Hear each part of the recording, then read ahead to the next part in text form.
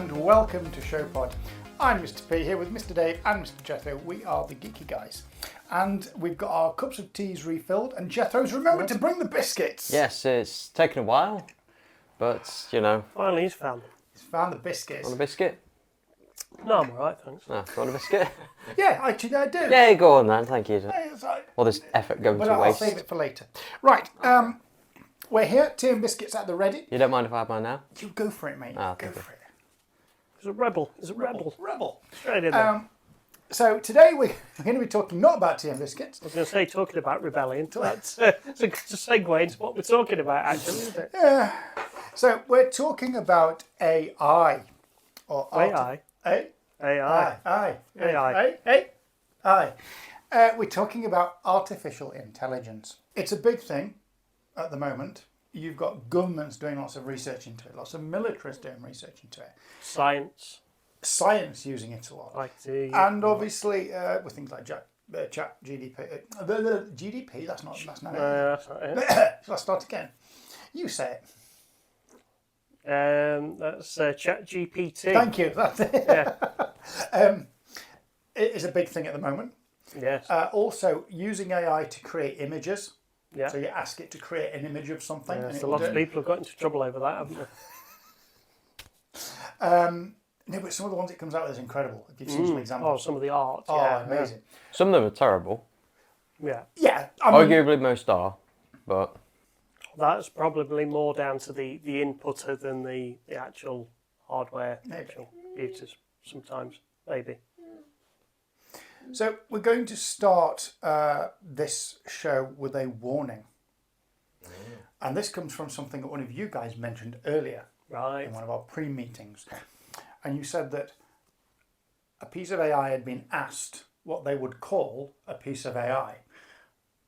And the response from the AI was they would call it Skynet. Yes. Yeah. Yeah, when they were asked to name an AI company. Right. What would they call it? And yes, it came up with Skynet, which doesn't have any worrying connotations at all, does it? No, I'm sure it's probably just a joke. We hope. AI's come on quite a lot. We're talking just a bit IRL now. So in real life. And like we said, the chat GPT. I'll get it by the end, can do quite a lot. And we obviously, and artificial intelligence is being used quite a lot in science and whatever. Yeah. Even in the military. I mean, wasn't an example of a missile, was it you that was telling me? it was this is an interesting thing. There's an AI-powered drone used by the US Air Force and a test to do about the capabilities of it, and they obviously do tests before they put it out into the field because they want to know, does this work? And the essential premise behind it is that they use the AI in order to identify potential targets for the enemy in order to find them and eliminate them. But the final command would ultimately be given by the human commander. The AI will say, I found a target, shall I shoot? And it's either a yes or a no by the commander. Yeah. Now, the thing is with this, that the drone is, one of its directives is to destroy the enemy. And when the commander said no, it therefore deemed the commander as an obstruction to their directive to destroy the enemy. So they then turned around and targeted the commander and tried to kill them. Now, this was just an exercise. It didn't actually happen, but it sort of rings true. And you think about like how in Terminator 3, how Skynet rose. It rose because it saw humanity as an obstacle. Yeah. Not any like malice or anything, but it saw humans as an obstacle to its directives, and that's almost worse. Like, would you rather humanity be wiped out because of, malice, or some like Machiavellian plan, or just as part of a calculation? It'll be a lot easier if. I think it comes down to the directive you give it specifically. So I don't. With that drone, we don't know that much information really about it, but you can't just give a drone the information to kill the enemy because it doesn't know what the enemy means. What does enemy mean? Well, that's why you train it. That's why you train the AI. But it then turning around and saying, well, that the person giving the commands is the obstruction for me. killing the enemy, why do you not just say, we're going to give you a target and you will destroy it if I tell you to? Because the AI is the one to find the target. Right, so it's got to have more information, more scope to look for to find what it's looking for. Yes, and it's a lot safer for humans if humans aren't the ones to fly over and find the target. We've had drones being used by the military for a while now, but we haven't had like a really powerful AI to be the ones to identify the targets. That's usually done by humans on the other end. So we get AI to do it, to look for things that humans might miss that could be more effective. The issue is, because ultimately AI is a long string of ifs and then commands. If this, then do this. And if there's a glitch in the programming, it can come up with unexpected results. I suppose in many ways it's like dependent on what information has been put into the system. You go back to how well a soldier's been trained, or how much information an intel officer's been given, and how accurate that ends up becoming when it comes out the other side of that. So I think there's a lot of people, like you would say, they blame the tools. The first thing we do is blame the machine, and it didn't do what we told it to do. But do you then blame the input, is what you're saying? Yeah, but how good was the input? It's only as good as the human input that's gone into the amount of information and the way the context the information was given over as well. The machine does exactly what you tell it to do, so it's what you told it to do that is wrong. Yeah. Is that what you... But in this case, though, with AI, are we not telling the machine to actually think for itself, or that's what we'd like it to do, or as close to that as possible within those commands? I mean, the way they want to do it is kind of like the way the human brain develops, sort of from being born and going through from being a toddler to being a junior to becoming a teen to becoming an adult, becoming a senior. So the rebellious teenager is Skynet. Basically, yeah. But I think that's the way that they're looking at doing it now, with that they create something that's like a digital cloud, computerized version of the brain, and then the machine learns things and then completes tasks and brings that previous learning into completing those tasks. So it's Zora. If you watch Star Trek Discovery, it's Zora. That's what we're saying. That's what we're going for. So it's not kind of like getting at the moment it's not really getting the information like real time and deciding for itself. It's kind of looking at parameters and looking at what it's learned previously, what it's been programmed with previously to make a decision. It's a bit like if you had data banks full of history, and you gave it a visual interface in order to talk to someone and teach them. Very much like Jor-El did to Kal-El in Superman. To get a Superman reference in somewhere. Yeah. That piece of AI in the Fortress of Solitude is probably nothing to do with what we're talking about actually, but I'll get that in there. Well, it kind of takes I know what you're saying, it takes the information from kind of Jor-El, doesn't it? That's more of an interface. And like extrapolates on his personality profile and his characters that's in the system and builds that forward as to what the system thinks he would say or he would advise, or what he would say about that point in history of Krypton or whatever. So let's just talk very briefly about personal assistants in terms of the ones we've got in our houses, whether it might be Siri or whether it might be Alexa, Google and Google now. I thought as soon as you said those words, I won't repeat them, but it's going to light up as that. Sorry, I couldn't find anything to do with that. Please repeat. There was a comedian. Anyone who's named Alexa in real life, their life is just ruined. For the rest of this Showpod, we are not going to use the Apple version word. Just because we are using Apple equipment. Yes, and that'll go today. where chaos. So from now on, we're going to use the word Bob. So if we say Bob, we actually mean the Apple virtual assistant. Or SIRI. Cool. Let's just say Bob. It's easy. Let's just say Bob. It's easy, I suppose. Quicker, isn't it? Things like Alexa and Bob and Google. The Google have got their own, of course, and some others are emerging now that are a bit more that are out there. I mean, I told you, didn't I? That it just reminded me. Cortana, talking about those. if you go back Yeah, a you've bit. got that. Obviously, with that, obviously goes into Halo as well with that AI system, Cortana. Going back to saying all the different ones there is now. There are private companies that are doing Kickstarter for like personal assistants. And I told you about one the other day where it's like holographic, where you actually get like a bit of a visual mode. It's like a cylindrical kind of thing like this, and it's got like obviously the picture of the person inside, and then it works the same as all the others pretty much. But it gets you that more visual side of it, so you're kind of interacting with more personable. You're interacting with an actual image, actual person. Yeah.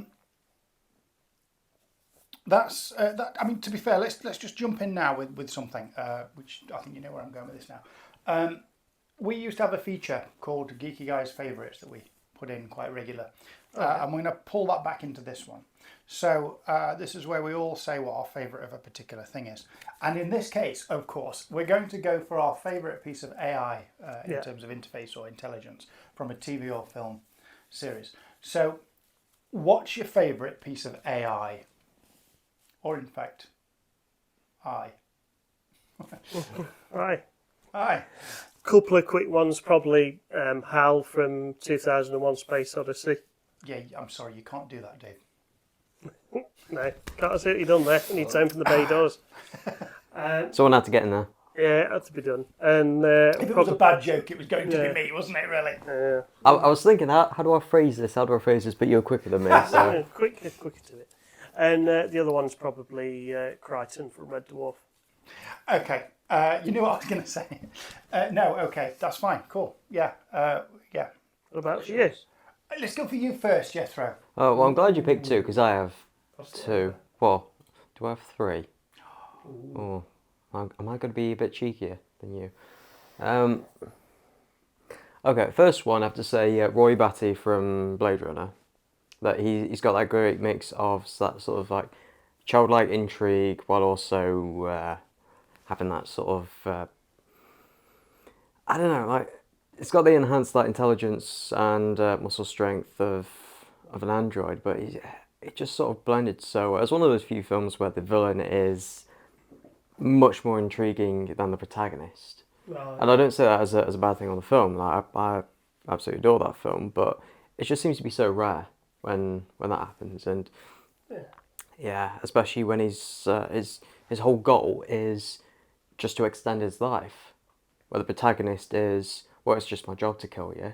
It kind of makes you feel more on the side of Roy in that.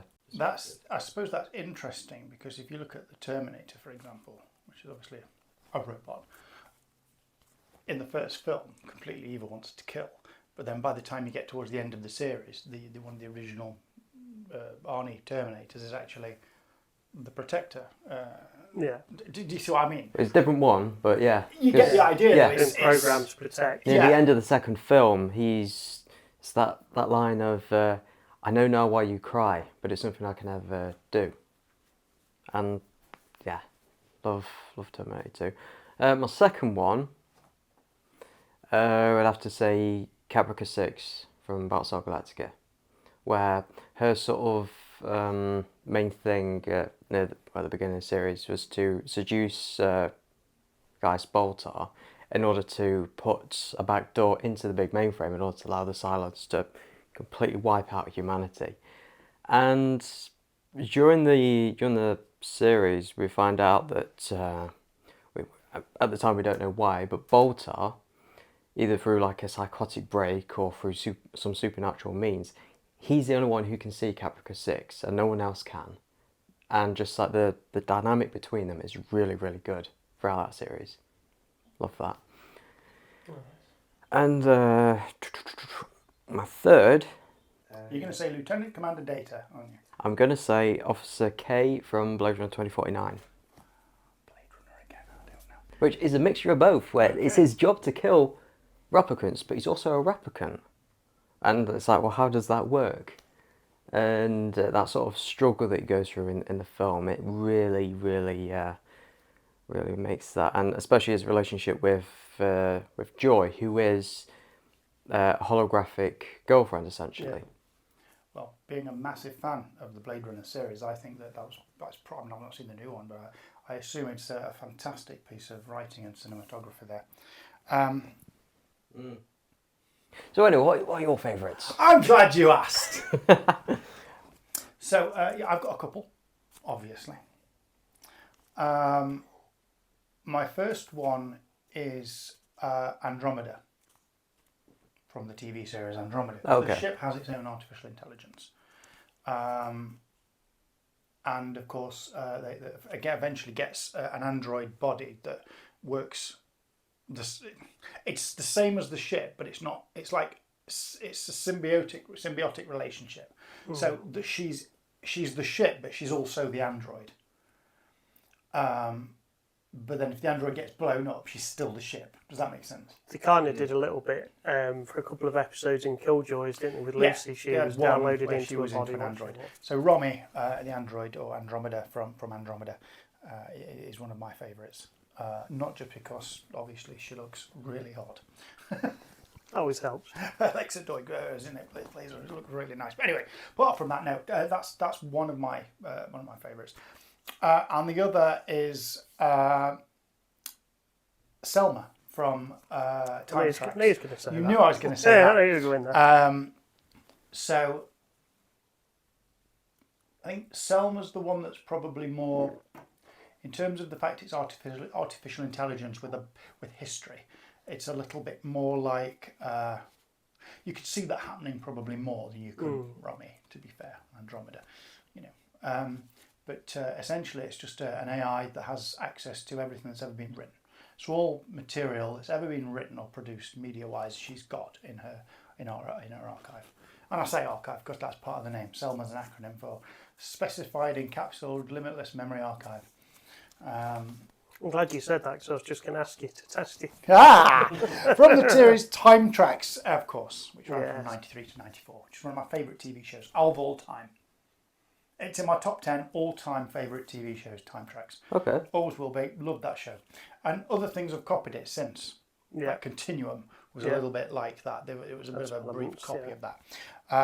But when you were talking earlier about the hologram in the tube, you know I was going to say Time Tracks.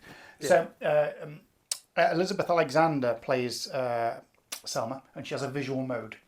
So Selma has a visual mode, so she can appear like a hologram, a custom hologram. In this case, the guy who has has Selma is called Darian Lambert, and he creates it from a drawing of his mother from when he was young, and that's his visual representation. Anyway, nice.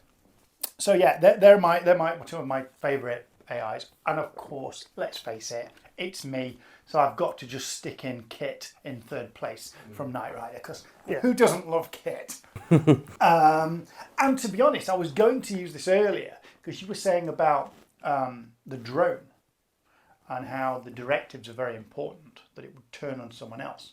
And obviously, as we know in Knight Rider, Kit has a sort of evil twin car, KRRR, who's programming, and we've done a Showpod on this, haven't we? We've done a Showpod on that. You've seen it recently, because you've obviously... If you haven't, you should after this, but... Look it up. But so anyway, Car's main program directive was to self-preservation, whereas Kit's was to protect human life. So, and what they're saying is that difference meant that Car will do absolutely anything to protect himself, even if it means running through a playground. Whereas Kit would rather get destroyed than hurt anybody.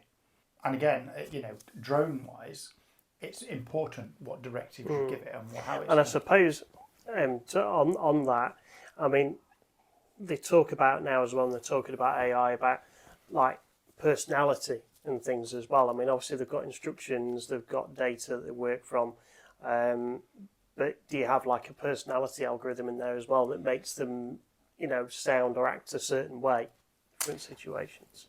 A lot of the personal assistants and things we've got now have got really good voices. So Apple's Bob, for example, has a really, really lifelike voice, and you can change those voices. I'm sure you can for Alexa and whatever else. And it makes it more personal. But, see, even things like sat-navs. I know it's not quite AI, but sat-navs, you could change the voices and have the car speak to you in different voices. And now a word about our sponsor. Are you looking to take your business or idea online? Then Namespace has you covered. From personal websites, e-commerce and fully managed IT services, see what Namespace can do for you today at namespace.rocks. I've got a question. Yes. I've got a question for you guys. Within the animal kingdom, we are one of the only species that kill, that we can kill for the just for the sake of it. Like with the other animals in the animal kingdom, they kill for food or defense. Now, us, along with I think dolphins, can just kill or inflict harm because we can.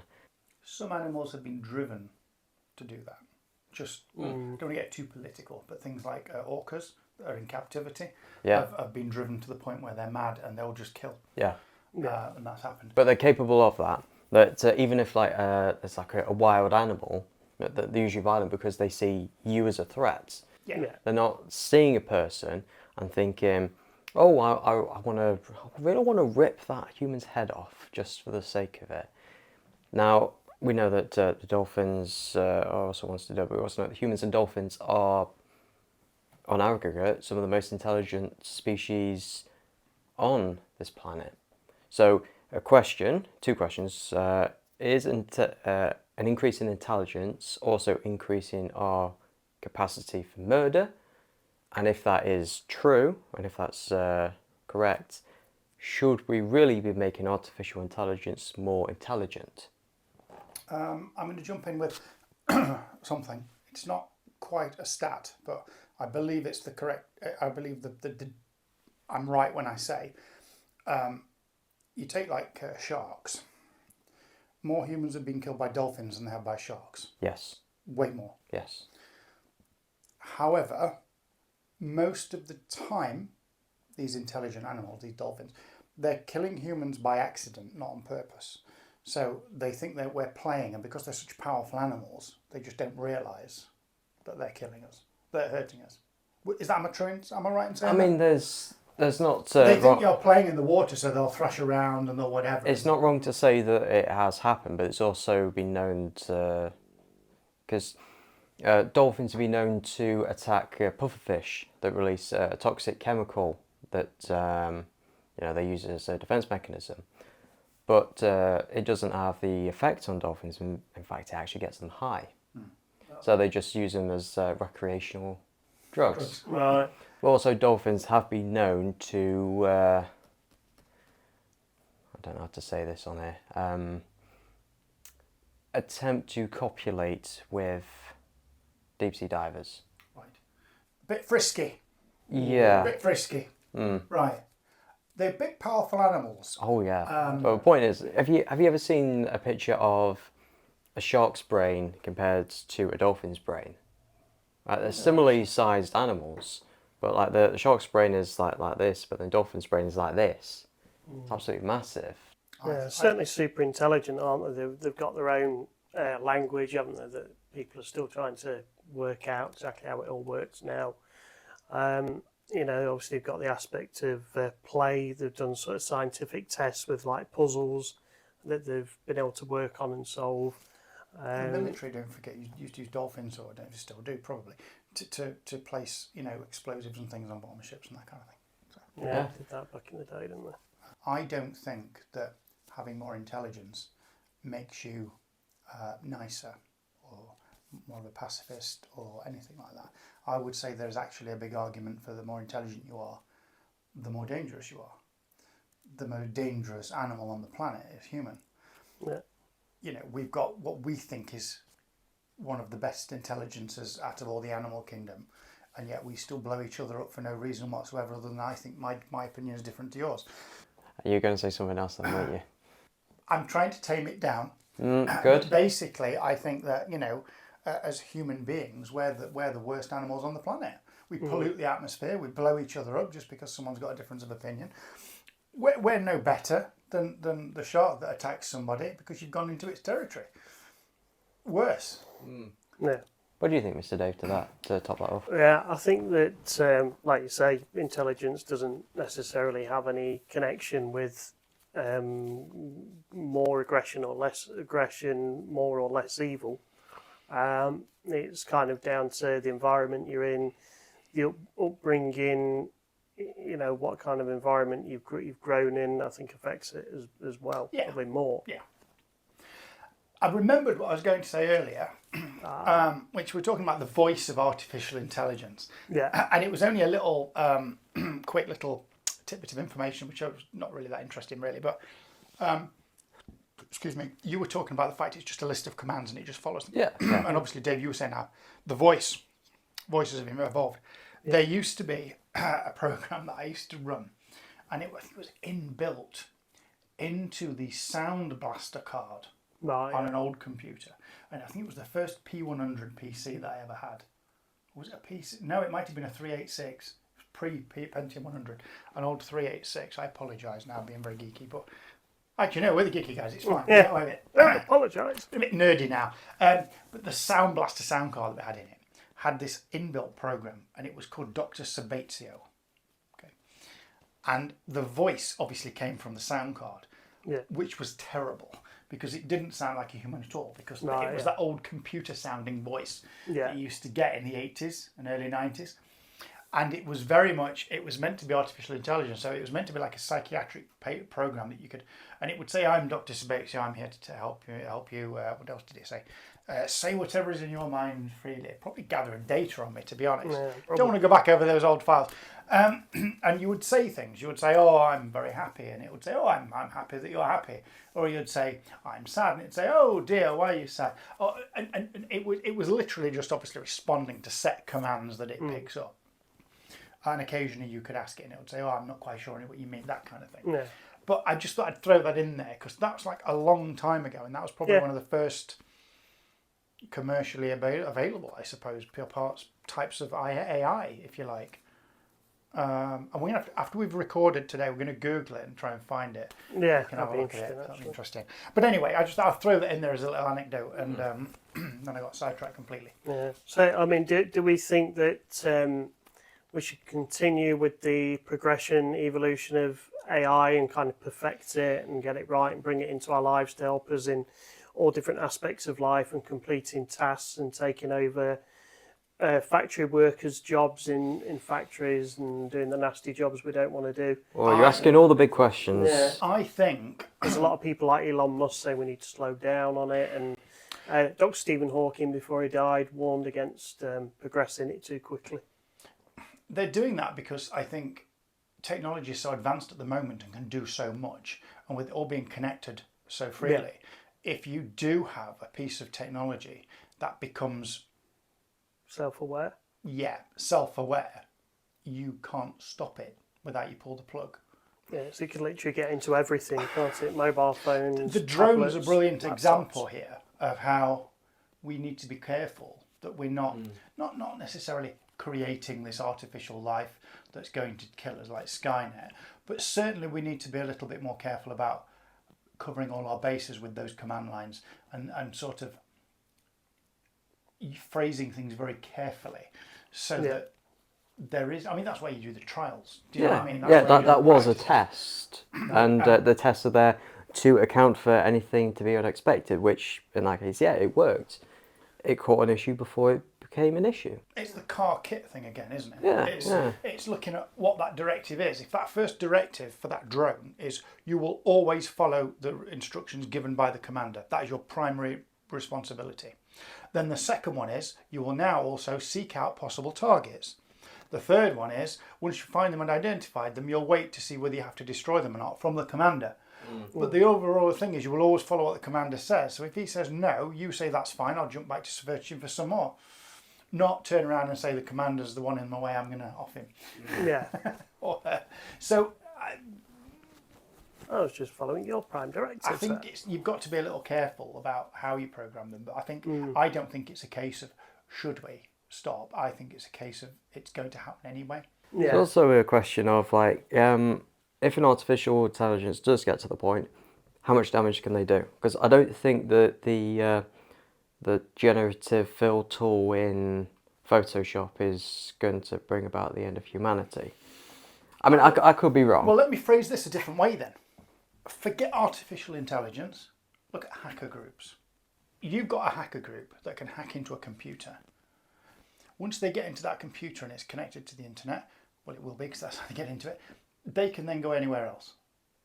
Theoretically, if you're a good enough hacker, you could get into power grids, hospital mainframes, air traffic control, and so on. It's happened before. Well, if you're an artificial intelligence and you have a network connection, then you can do all that stuff too. Probably a lot better. But my point is, again, you build those fail-safes in that if this does get to that point, then how can we limit the harm that something can do? It's at the end of the day, it's a reduction of harm, which should be one of the biggest tenets of. You need to make sure you're not reliant on that system. Air traffic control, Yeah. if it gets a bug and it has to go down, you've got a bit of a problem. So you need the human element there to be present. You do, which we have. You wouldn't use, what I'm saying is you wouldn't use air traffic control purely, at the moment, purely run by a computer or AI. I'm just saying that if you had AI somewhere else and it went a bit wonky, it could potentially affect that system. Now, even if that system then goes down and you have to unplug it, you've got a guy in a tower looking out the sky with a pair of binoculars with hundreds of planes in the sky. It makes things a little bit more dangerous. I mean, yes, you go a bit old school then, and we know it can happen. We know we can control airspace and land planes because we've done it before all this computer technology. But there are a lot less planes in the sky. Yeah, there was then.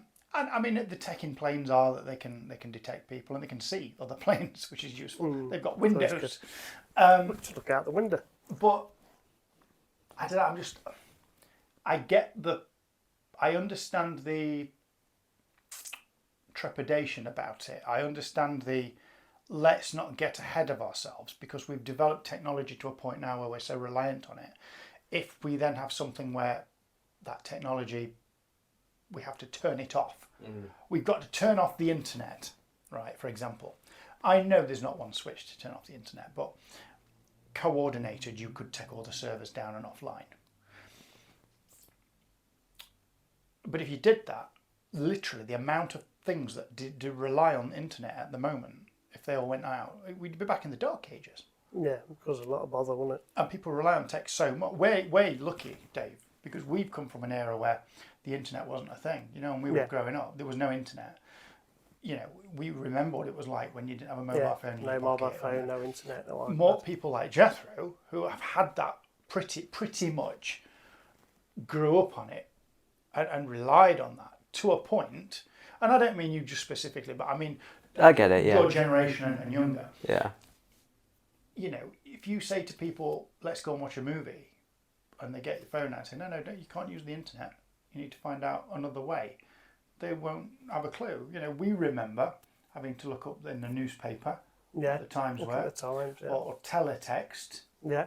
Don't Well, they don't have that as common now because No. people can just look it up so easily. So You can now Swings and ask roundabouts. your personal assistant to tell you what the display, times yeah. are. Yeah. So So I think there's an element to being careful, but at the same time, I think it's how you program it. I mean, yeah. I think the danger of it breaking its programming and creating new stuff at the moment, to a point where you get like a Skynet situation, I think we're a long way off. Yeah, it's got minimal. At least that's what I think. I mean, you hope. I'm not there. You'd hope so. We don't know what the cutting edge in terms of what laboratory stuff is happening at the moment in lab, but That's true. although I do concur with some people saying that we should be careful. With anything we should be careful, but I'm also skeptical of people who have financial gain in the proliferation of artificial intelligence, or at least their own proprietary version of an artificial intelligence, because so many people are talking about it. Everyone and their dog has an opinion on it, but opinion is worth very little if you know very little about the subject, and it's worth even less if you're trying to convince other people to give you money. So again, I'm careful about whose opinions I'm reading about when I'm reading about artificial intelligence, because there's just so much noise about it, and I don't know. Like I'm a bit jaded when it comes to like the new thing about AI, or when there's another progression of it, because I think that there is benefit, but again, how would you know the benefit when there's all this other negativity surrounding it, and there is quite a lot of negativity around it, and bad things.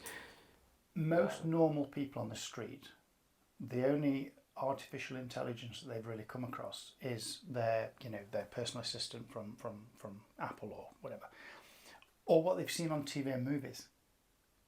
True. And they've got to be a little bit biased by that.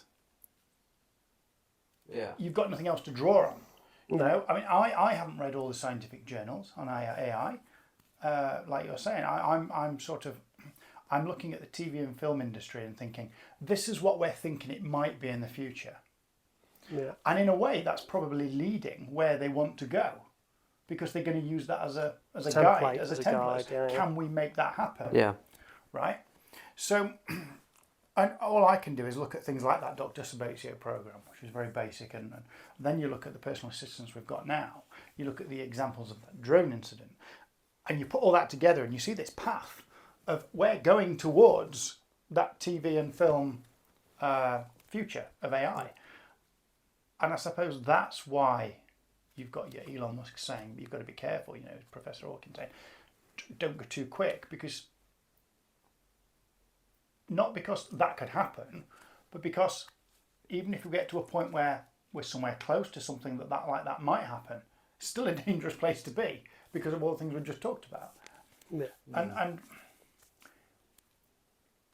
even if there's not sentience or self-aware exactly, if you give something too many commands in a program, it's going to go wonky. And if that program itself's got access to other things, you don't know where that wonky is going to go. True. The whole reason a computer crashes is because it's doing too many computations, and it hasn't got enough random access memory to actually complete those, and it crashes and stops, overheats and goes wonky. If you're doing that on a computer that's meant to be controlling lots of other things and keep things running, and it goes wonky, it all crashes. You're in a lot of trouble there now, yeah. So with the like generative AI being so new and fresh as it is at the moment, what do you think would have to happen to change your mind, and where do you think we will be in 10 years regarding that? Again, asking all the big questions there, aren't we? And we'll both answer that in just a few minutes. But before we do, it's time. I've got to ask you more questions now, haven't I? It's time for that more myself questions. and Mr. Dave put our heads together in a geeky challenge of knowledge where Mr. Jethro, I said all that completely That's the wrong. one. Never mind, let's keep going. One or the other. No one will notice. Coin Mr. toss. Jethro is going to test us by asking myself and Mr. Dave a list of geeky questions, and we're going to try and answer them, and we go head to head. Yes, we are. So let's go and answer some questions. Gentlemen, we have our buzzers ready. Yes, we're ready. Fantastic. Do your work. No, don't tell me that. It will. Question number 1. Who plays Lieutenant Gordon in the Batman 2022? Oh, I can see him. I don't know. I'm passing. We'll have to pass, yeah. Okay, it's Jeffrey Wright. Yes. What is the name of the ship piloted by Denise Richards' character in Starship Troopers? Roger Young. Correct. Question number 3. Who played Trinity in The Matrix? I'm past. Don't know. Yeah, I can't remember. Carrie-Anne Moss. Moss. Of course it was. Question number 4. In many science fiction franchises, FTL normally stands for what? Faster than light. Correct. Question number 5. In Star Trek, which crystal is used to regulate the antimatter reaction in warp drive? Dilithium. Correct. I didn't go in straight away because I thought it might be pulling a Like fast twist one. it and it's something else. Question number 6. What was the name of Captain Sisko's wife? Jennifer. Yeah, Dave slightly got it in. Just ahead, only slightly. What were you going to say? No, it's Jennifer, obviously. Good. You're going to say Juliet, weren't you? No, it's definitely Jennifer. Question number 7. When was the future in 12 Monkeys set? I don't know. I'm out. It'd be closest wins, so... 2336. So it's 2195. It is 2035, so... Question number 8. What is the point of no return referred to in a black hole? Singularity. No. Event horizon. Yeah. Question number 9. What was the registry of the USS Discovery? Oh, I'm looking up there. I can see the ship, but I can't see what's on it. It's something so simple. I'm guessing because I don't think you'll know it, so I'm just going to have to guess it. It's NCC. Mm-hmm. Good start. Do I win? Is that it? And then it's made a boo boo. I was going to say 2000. It's not 2000, is it? That was Excelsior. It was. You don't get a point for that. Oh, come on, Quizmaster. Be kind. Can I just not make my own questions up? I can't remember. I've gone. Sorry. Yes, I did. I'll go for a guess of NCC 7486. No, it was NCC 1031. And question number 10. Who wrote the book Neuromancer? H.P. Lovecraft. No. You're on the right lines, I guess, from the way he, No, I give you a he clue. moved his pen there. I give you a clue. It's a typical science fiction author. Well, one of the ones that people tend to know of. Oh, we're right screwed now if we get it wrong, aren't we? Isaac Asimov. No. The answer is William Gibson. I would have said that. So with that quiz, Mr. Dave wins with 4 points. Mr. P has 2. Oh, well done, Mr. Dave. I didn't introduce that very well at all, and at the end of it, I'm still depressed because now you won, Dave. Yeah, I've got one back after the defeat on the last one. I've got to win back. I'm sorry, Dave. I'm afraid you can do that. Oh, thank you. So after all those questions, Yes. you're right to answer my other question. Yes, let's have a look at that. So you asked, if I remember correctly, you were asking about, I forgot what you said. Double barrel question. Yes. What would have to happen to AI in order to change your mind to be a bit more positive about it? Right. And where do you think we'll be in 10 years? Right. To be more positive about it, proof's in the pudding, which is completely ridiculous because you can't really like something and agree with it and think this is actually okay until you've tested it and it works. Right. So I think if something was created that's proven to be useful and safe, then I would say, you know what, that works. What about you, Dave? I think sort of that, but added to that as well, I think seeing the benefits in a lot of different areas. So, in like helping out in everyday life, helping cure diseases, helping develop technology, going forward and helping people and helping the planet. And I think if you start to see the evidence of that, and like Mr. P said, the evidence that it worked and it was a reasonably safe technology, then I think people would feel a lot more positive about it then. I mean, we've got technology at the moment that will, where you've got these assistants that will tell you, don't forget your medication. It's time for your meds today. It's Tuesday, so you need these ones, and all that's set in. And people that live alone or need assisted living, they're going to rely on this technology a lot, especially with voice activation. If you've got issues with your sight or your speech, or even mobility, and your house can be automated to do lots and lots of things. Automatically. Yeah. But that's not so much AI, that's just automation. Automated. But obviously you add the AI element into it as well. And that AI will then eventually be able to, you'll be able to tell it that I'm out of certain meds, and it will automatically go off and order you the new ones, get them delivered and things like that. So I get the point later on, driving. Cars have lane assist now. They'll look at the road. They've got collision warnings, and they'll tell you if you're close to someone, or even put the brakes on for you. If you're on, they'll tell you you're going over the line, that sort of thing. So you can have self-driving cars. Are not quite there yet, but No. we're close. They keep trying, don't they? In laboratory conditions, they'll go around tracks, they'll stop at crossings, it's just not quite there. But when you get into the randomness of the real world, that's when there's Yeah. issues come up sometimes. Isn't But once you do that, someone that maybe can't drive can still get around, Yeah. and they might not be able to drive for a variety of reasons. Maybe it's taxis that young people can get into, or they can own their own car, but the car will drive. Or say they're paralysed, or there's an or accident. they've been out in the town, Yeah, Yeah. or what? Yeah, for whatever reason. but you can get around. You've got an old person who can't drive anymore, so their car is retrofitted to drive for them. Whatever, I get that. I think that's great. We're going into the area now of drones. Is a big thing, but I'm talking drones now as in big drones. They wanted, I read it recently that, I forget who it was that said it, but they were looking at large drones that you sit on, and they were looking at them in terms of paramedics and things. So instead of having a motorbike paramedic, you've got one on a drone. So they can fly and get into areas that no one else Difficult could. to get So to, things like mountain rescue or whatever. So you can't get a helicopter in there, But you only need something about this big to get down in a clearing or somewhere. Yeah. So you've got these things coming in now where people can jetpack, can't they, from boat to boat at sea and things to go and rescue people. I saw a video on the news the other day. I mean, it's not much to do with AI, it's just technology. No, but what I'm saying is you added an AI in to that, and you said, right, we've got someone that's climbing Mount Everest. They've gone from base camp and they've got into bother.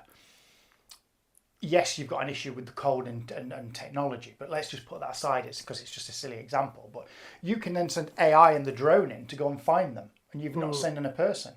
The drone can scan and use all the information that it's got from maps and satellite imagery to the location of where the person's gone. It could compute where it thinks the best route for that person to go. It's like a scouting probe, isn't so it? Goes out. that And drone don't forget, can in go 10 years' time, 10 years of development of AI, 10 years of development in all fields, there could be other tools that will be at its disposal. At its disposal. It gets there. Pinpoints the person where that person is, so that other people can come in. But it would be able to scan whether that person's alive. Is there body heat coming from it? That person, and potentially, if they are alive, potentially lower something, a winch or whatever, and actually pull the person out. Yeah. With a remote connection to a human, that's certainly possible. Let's take underwater then.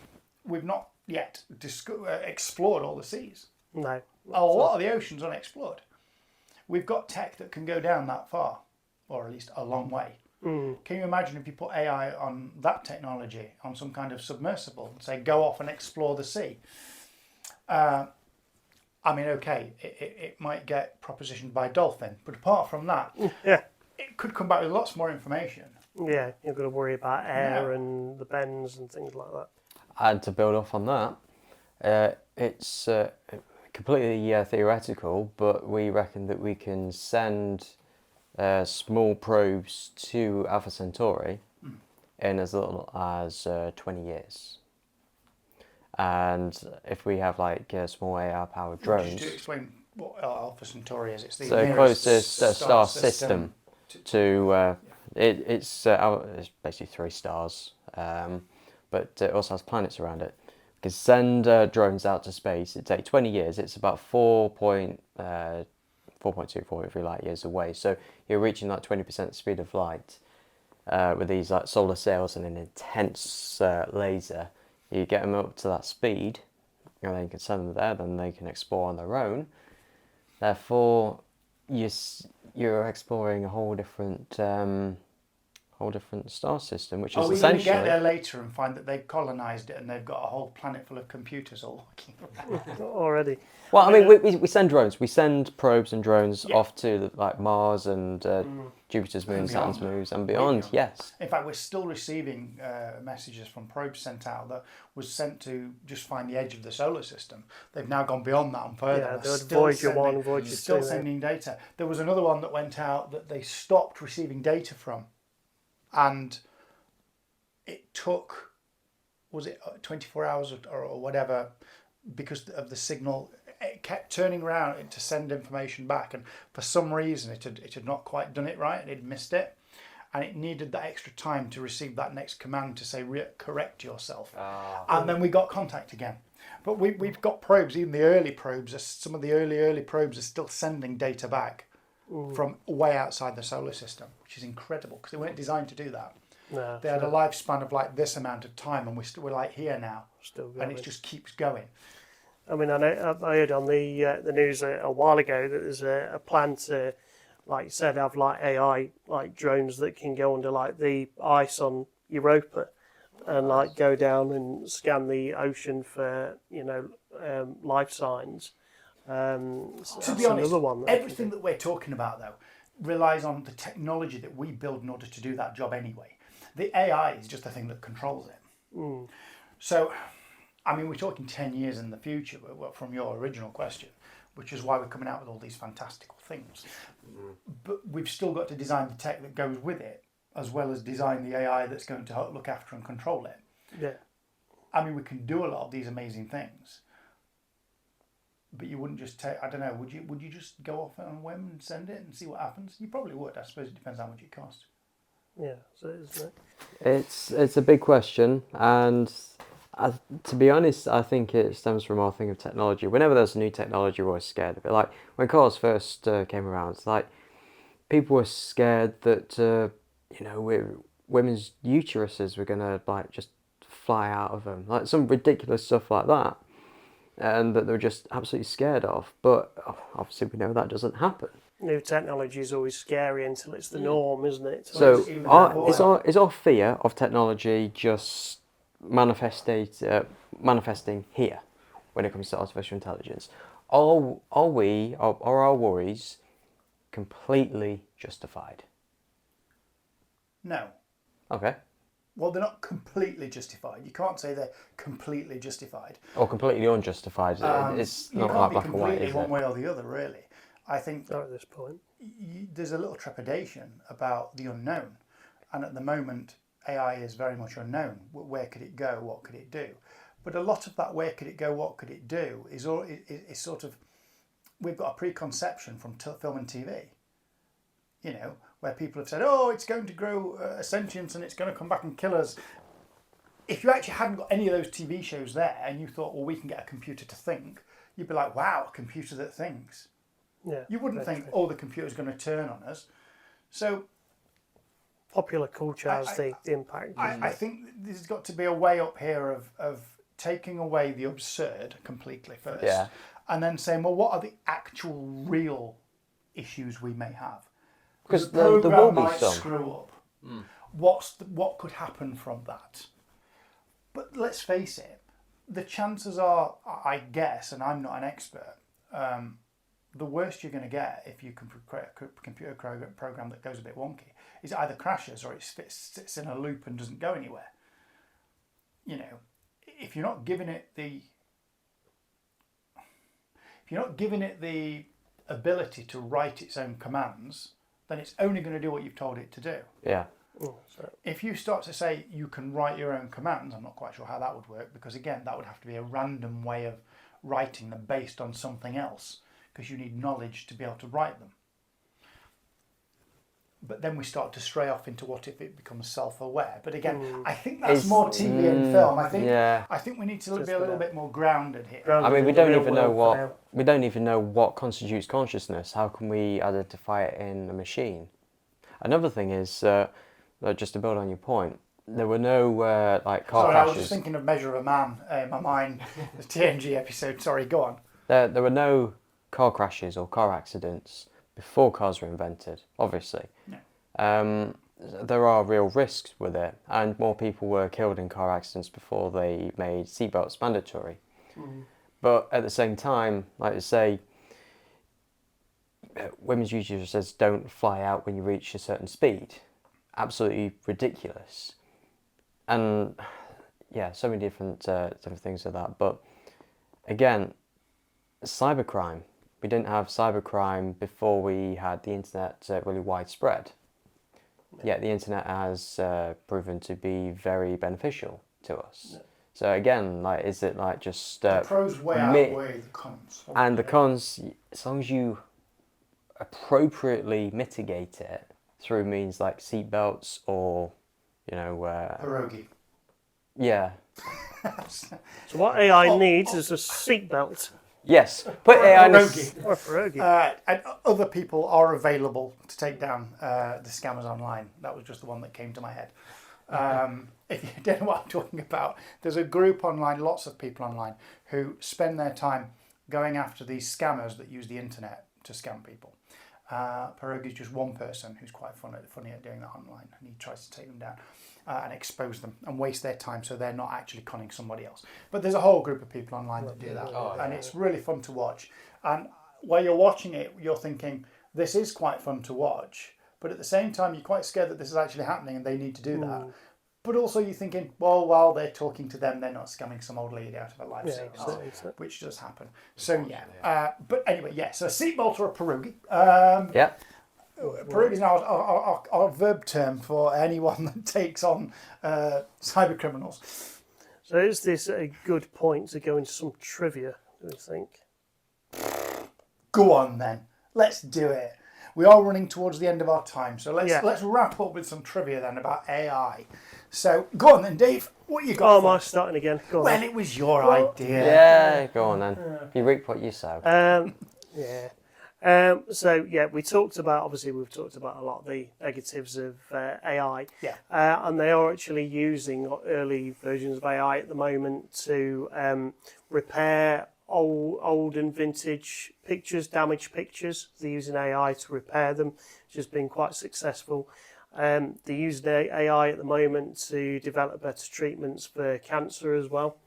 For doing like deep studies with the machine learning, and that's coming up with some interesting ideas about like gene therapy and rewriting things, which is quite cool, and stem cell things. So that's working really well. And one thing that I did see in the news probably a couple of years ago now was obviously they've been working on. We mentioned earlier about AI helping to bring forth new technology, and they've been working for a few years on like fusion technology and trying to make it stable, so kind of like the technology and the power of the sun to kind of make it the same process but at a smaller level, so you could get power from it, and so you get more power from it than what you put in.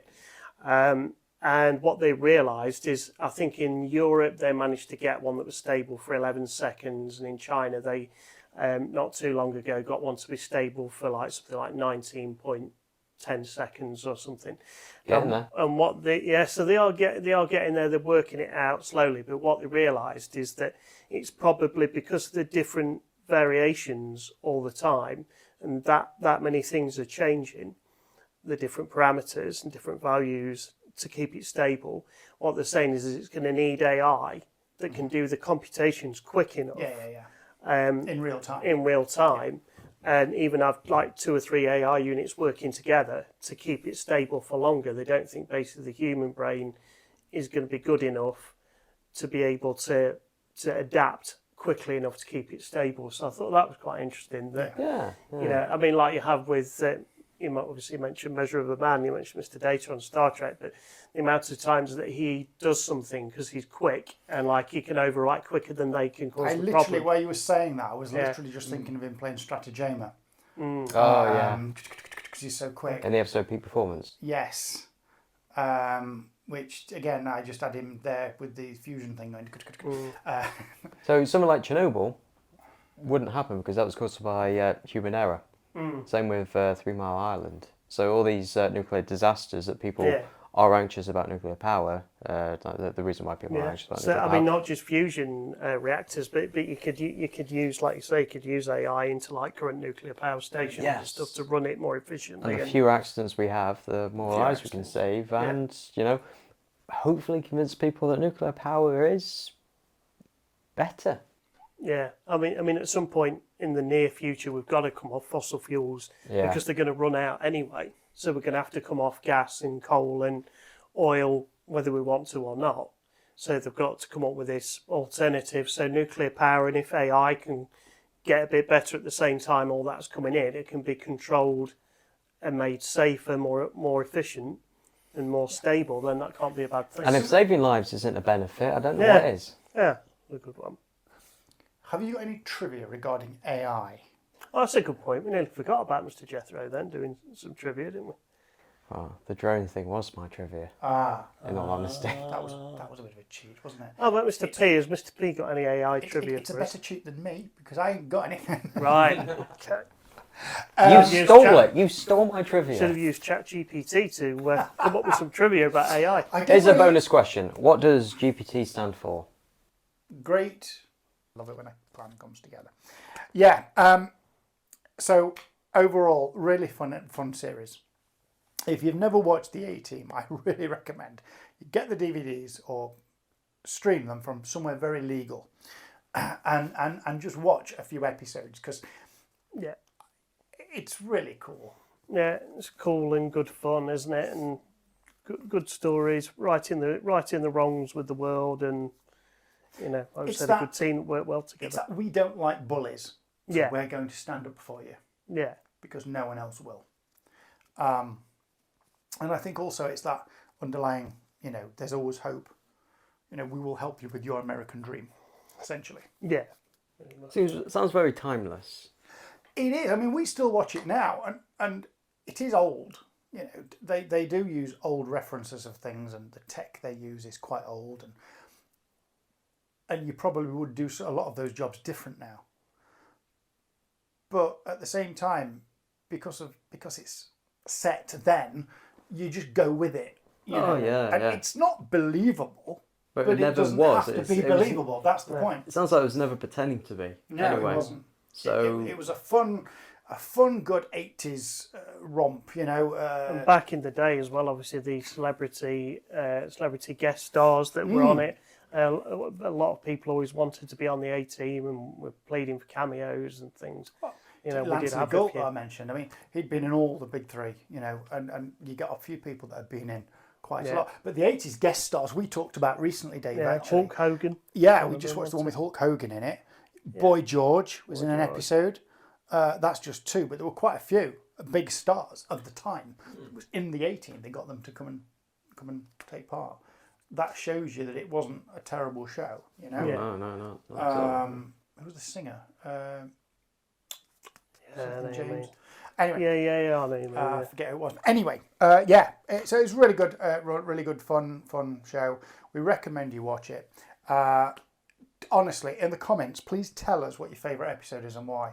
Because we're on at the end of our rewatch now, and we are curious to know. And what's your funny line or one-liner from it? Because there are so many. Oh, there's loads, isn't there? Well, yes, that was fun. I enjoyed it. I love talking about the A-Team. I could talk about it all day. Oh, I bet you could. Unfortunately, it's time for Mr. Jethro to go fetch the biscuits and Mr. Dave to make another cup of tea. So we're going to go off and do that. Are you empty? You're empty. Yeah. Thank you so much for watching. Don't forget, you can get all the information about what we're doing at geekyguys.co.uk, where we've got links to all our socials. And we'll be back next time. And we'll catch you then. Right.